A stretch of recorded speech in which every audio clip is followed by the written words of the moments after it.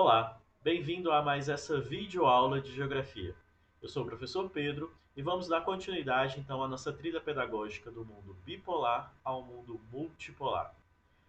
Esse vídeo compõe então essa trilha, é o terceiro vídeo. Se vocês quiserem ver os dois vídeos anteriores, dá uma olhada aqui então no canal do YouTube Professor Pedro Pereira Redigel para você verificar os dois vídeos anteriores, ok? Então vem comigo. Então, o nosso objeto de conhecimento será mundo multipolar.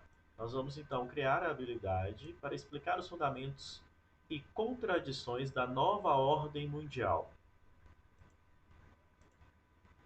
Como ficou o mundo pós-Guerra Fria? A gente tem que pensar que então aquela disputa ideológica entre Estados Unidos e ex-União Soviética, entre capitalismo e socialismo, quando a gente percebe que o capitalismo consegue então com seu imperialismo dominar o mundo todo, como que ficou o cenário pós esse conflito ideológico da Guerra Fria? A gente tem que pensar que quando os Estados Unidos vencem a Guerra Fria, ele pensa que vai implantar então um mundo unipolar, onde somente ele seria o país a divulgar, a disseminar o seu modelo capitalista pelo mundo.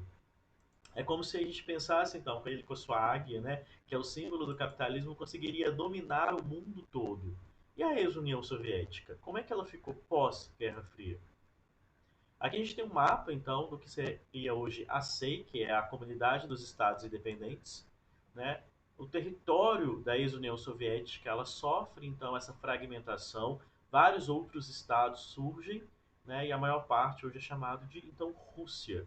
Bem, esse cenário de mundo unipolar realmente não aconteceu. A gente chama que o mundo hoje ele é um mundo multipolar. E o que seria isso? Né? É o atual panorama internacional demarcado pelas relações e disputas de poder entre estados nacionais e pelas relações de equilíbrio entre eles. A emergência desse contexto é associada ao término daquilo que se convencionou chamado por Guerra Fria, em que o mundo deixa de ser considerado bipolar e percebe novas designações, ou seja, surgem-se novos polos.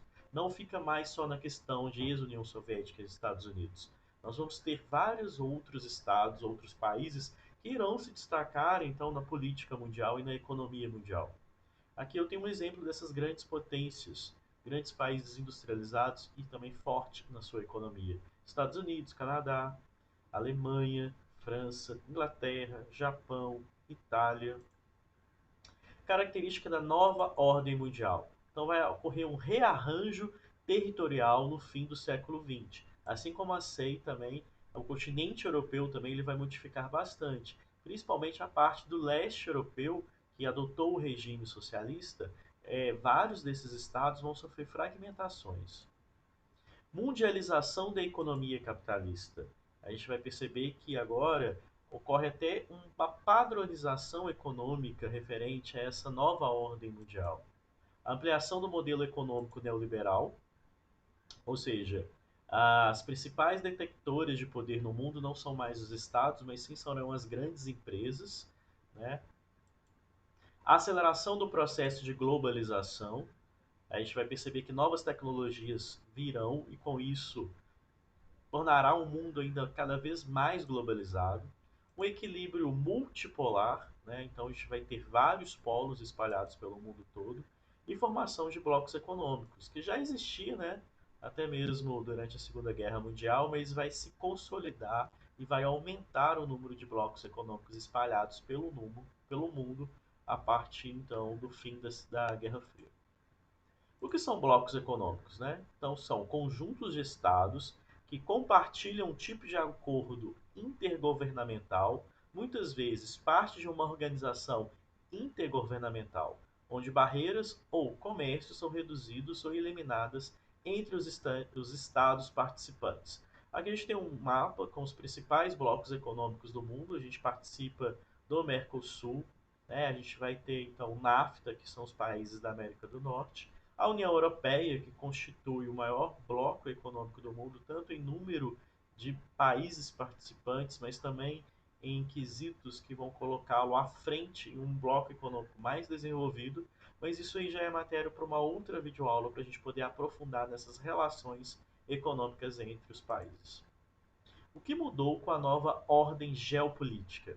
Então, se a gente parar para pensar, o mundo sempre foi dividido em primeiro, segundo e terceiro mundo. Lembrando que o segundo mundo era designado aos países socialistas.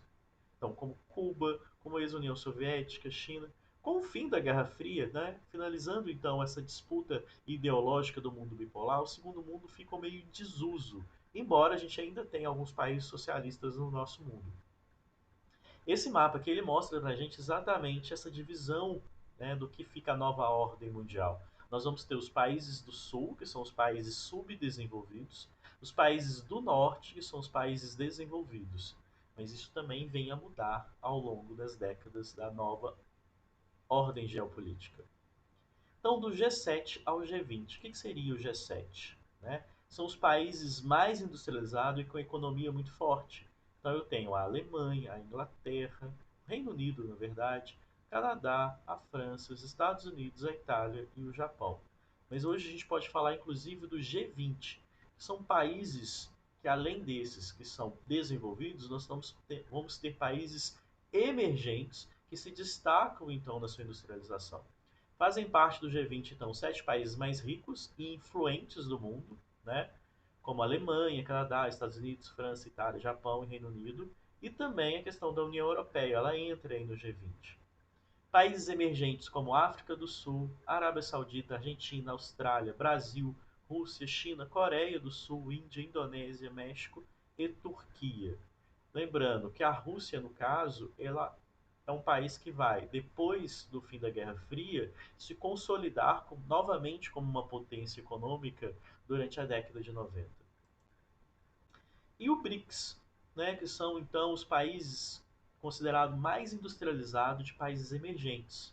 Né? A própria sigla ela já nos traz os países, que é Brasil, Rússia, Índia, China e África do Sul. Elas se destacam então no cenário mundial através da sua industrialização e se tornam também uma das maiores economias do mundo.